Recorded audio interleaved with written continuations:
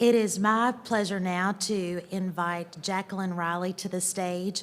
Jacqalynn is our very own Grant County Magistrate.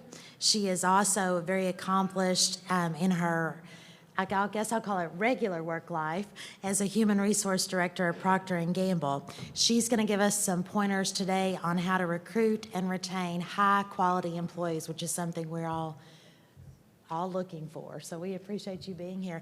Please welcome Jacqalynn Riley. Thank you. Okay. Well, I won't make you get up. I'm sure you've walked enough this conference. It's a pleasure to be here today. This is the green button. Here we go. So I'm excited to be here today because my world is kind of all colliding this morning, as Tim said.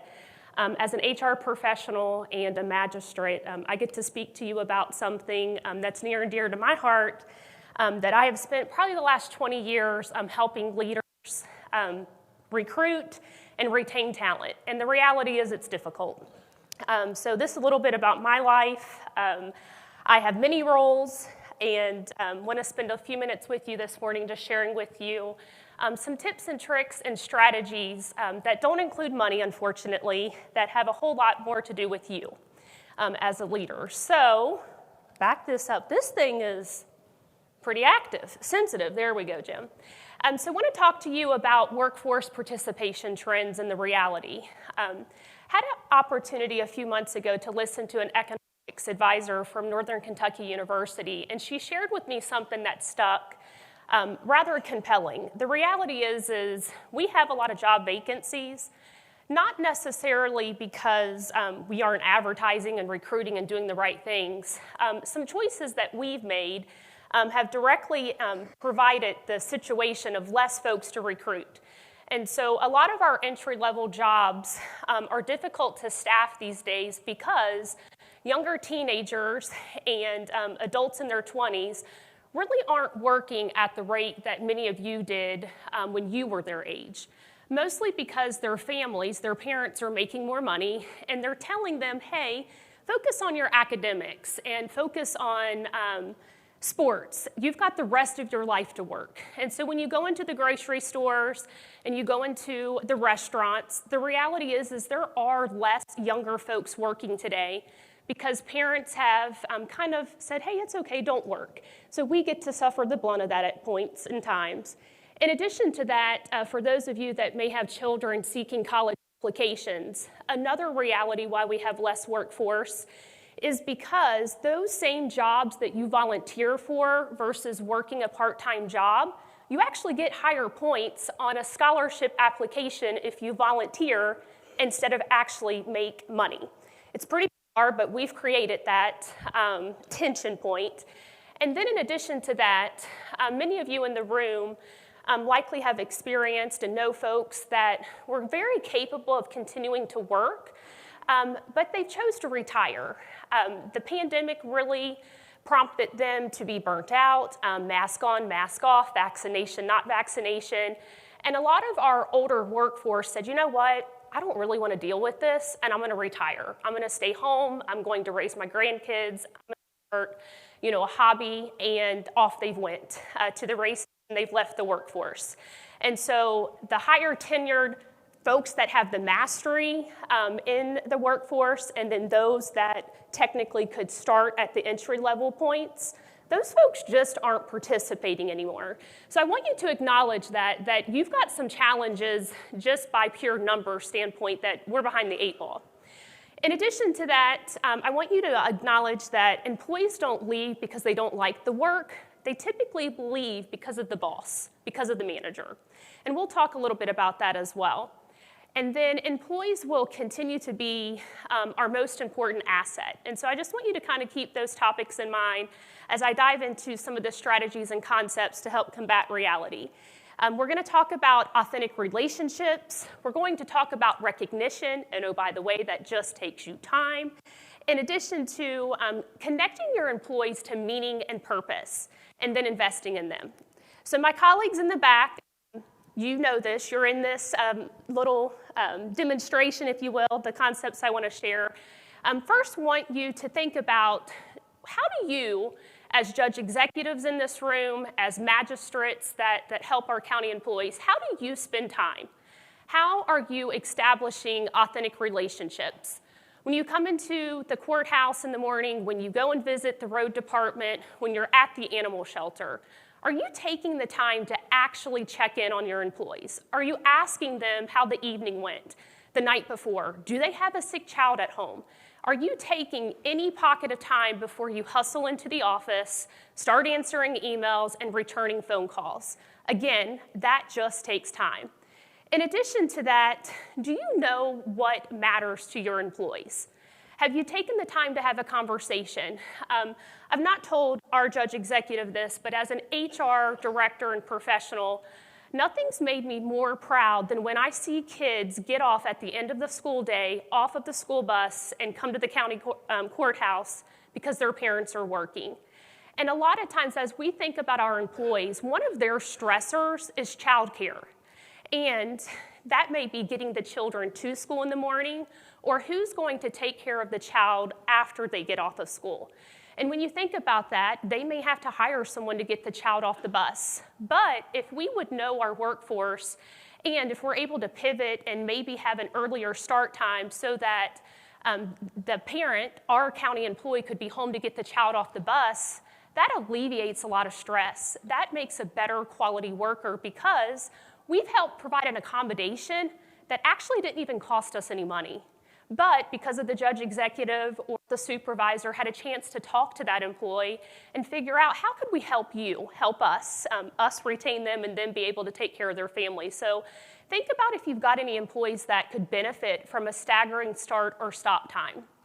And then another piece that I'm proud of that I see happen in our county and surrounding counties is just the pure recognition. So acknowledging service anniversaries, 1 year, 5 years, 10 years, 15 years, not just when they retire. Imagine that ripple effect of belonging if we took a chance to, bring in a pie to celebrate someone's time with us, as they help us provide service to our community. Do you show appreciation during the holidays? Do you take the time to bring folks together to let them to connect from other departments?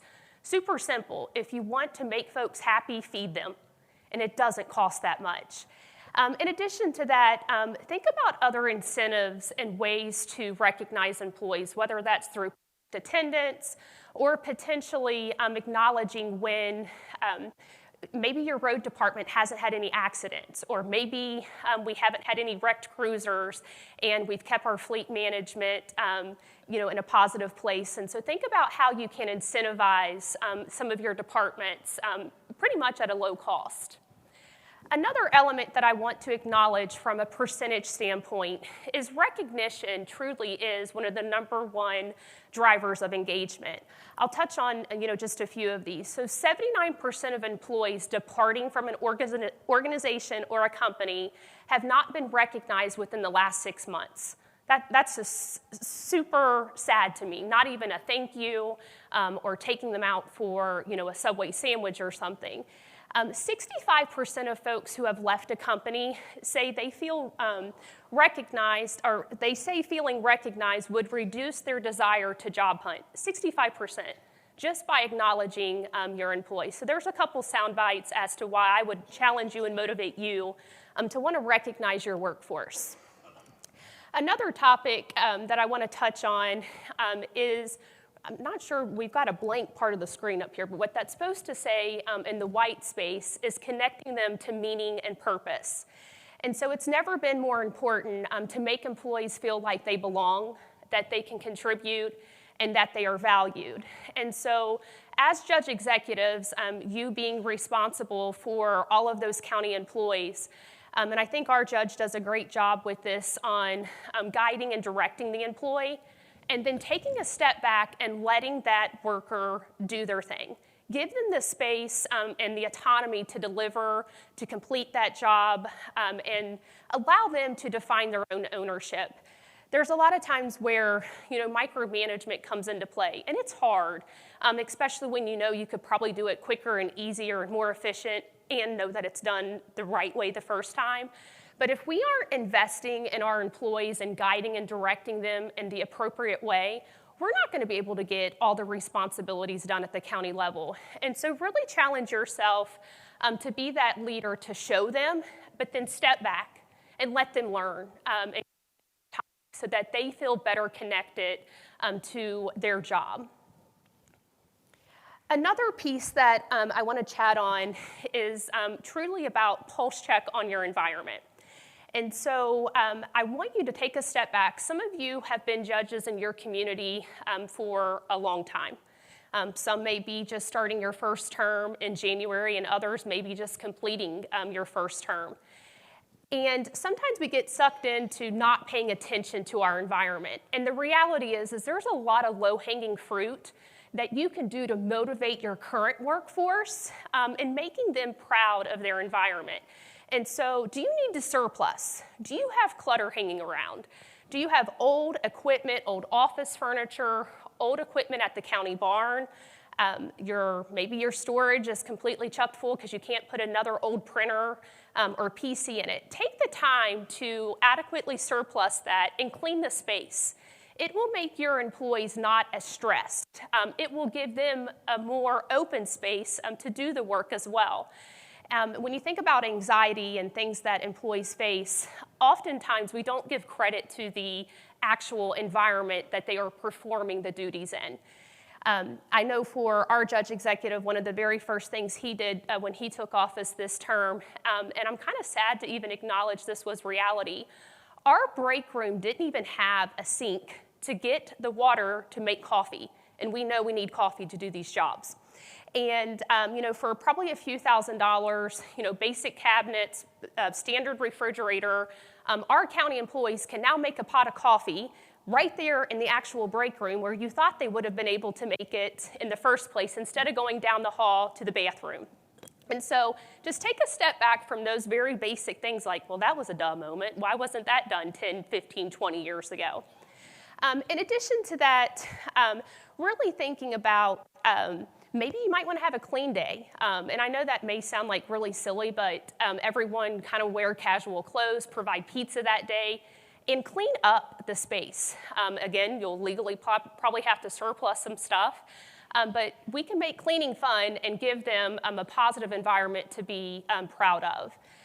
Another aspect is just taking a step back and asking yourself, is the courthouse, is the road department, the animal shelter, the jail, are those facilities something to be proud of? What about your publics and parks and rec? Your employees get to utilize that space as well. So just taking a step back and acknowledging your actual physical space. And the other piece I want to speak on is just taking the time to invest in your workforce. One thing that I'm extremely proud is you can look around throughout the Commonwealth as elected officials, and we have a wealth of entities, whether it's Kentucky Transportation, local government, KACo, et cetera, where we can invest in our employees. And a lot of times this costs nothing. We have a ton of subject matter experts, and we as elected officials should be taking the time to make sure we're bringing those resources back to our county, back to our employees. And so there's probably not as high participation in some of these programs as they could be, but when you think about how am I going to retain talent, how am I going to keep them motivated, invest in them, bring trainings, bring certification programs to your workforce, of which folks that are hosting this conference can easily help you with that. In addition to that, think about your county benefits. Why would an employee want to come work at your county? I can share this with you. Over 20 years ago, I benefited from this second component of higher education. I worked at our county jail as a high school co-op and chose to not take college scholarships elsewhere, maybe because I fell in love and wasn't leaving town either. But I benefited from completing 2 college classes a semester that the county paid for and covered books. I stayed there for 4.5 years at the county jail because our county had a benefit of completing certifications or general degrees, and that also planted the seed for me as a community member to want to give back to my community as well. And I never quite knew where my 4.5 years of jail experience would benefit me at the time, but it did as I later became a magistrate in my career. So think about some of those tangible benefits that you could provide just through your policies that you folks get to decide upon. Another piece that you can think about as department heads and judge executives is we've got a ton of jobs at county government. Whether folks stay in one single department or maybe they progress and jump over to a different department, think about if you could benefit from a job rotation, to establish a more skilled workforce. Think about, at the county clerk's office, learning certain sections of that division, how it is that you could create an enriched job experience by simply giving folks something different to do. But oh, by the way, it's going to help you for when someone's out on disability or someone's out sick, that you intentionally took the time to train them in different areas. Some employees in our county have benefited from starting at the jail, and intentionally they knew at some point when a position opened at the sheriff's department that they were going there. And it's so awesome because those folks better learn the community and started at one point and ended up somewhere else. So think about, within your control, where could some of your employees benefit from cross-training or job rotation? And then lastly, second to end on this particular one, is thinking about other ways to invest in them. What does your fleet management look like? What types of equipment are your county employees utilizing? I know when my colleague and I took office 8 years ago, we did not have, in my opinion, road-worthy snow trucks. And snow literally came up through the floorboard when our road crew was plowing snow. And so we knew that we had to intentionally put together a plan to acquire new equipment for them. I know I wouldn't want my husband or my son out pushing snow and then snow coming up the floorboard. And so very simply put, think about strategically what's your 1-year plan, your 3-year plan, your 5-year plan to acquire better equipment for your employees. Because I guarantee there's no employee that's raising their hand to say, yep, I want to go out at 4 o'clock in the morning and push snow. And oh, by the way, let snow come through the floorboard while I'm trying to provide a service to the community. And so there's a whole lot of value in having worthy equipment that also motivates employees to want to use it, to want to come to work, and to be proud about that as well. And that's a part of our day jobs anyways as elected officials, but don't ever underestimate the power of what comes with new assets that your employees get to use. But you're going to have to put together the plan to pay for it. And then lastly, on investing in them, think about incentive pay or retention stipend pay. I guess about a year ago, I was in Frankfurt with David Livingston, wherever he went. He better not be outside. And he mentioned something that Scott County was doing as far as an incentive program, basically dangling the carrot out there to attract talent. And I could not wait to get out in the parking lot to call our judge to say, how can we implement this as we think about trying to recruit deputy jailers at our jail?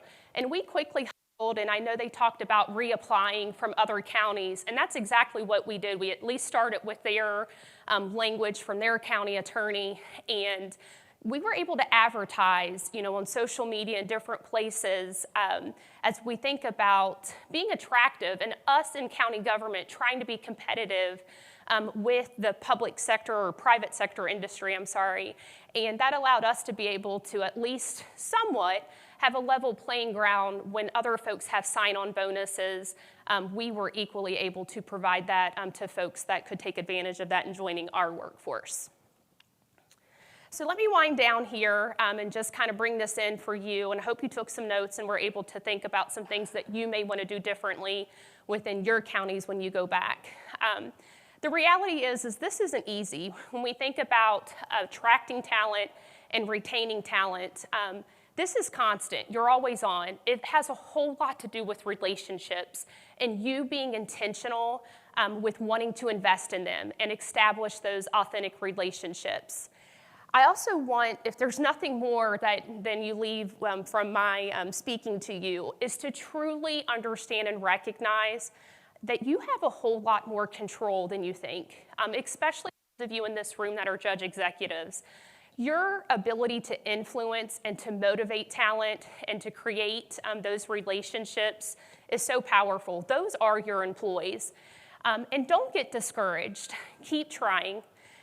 This is difficult. We're dealing with humans. We are not dealing with robots. And Lord knows we don't have enough staff in many of our counties to provide the services to our constituents.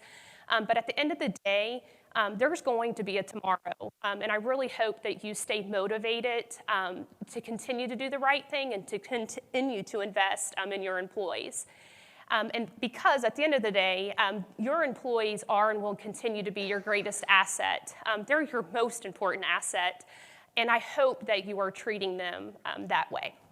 So that's all that I wanted to speak about. I had time for questions, but I know that we're behind. So we're just going to buzz on through. Thank you so much for the opportunity to speak with you.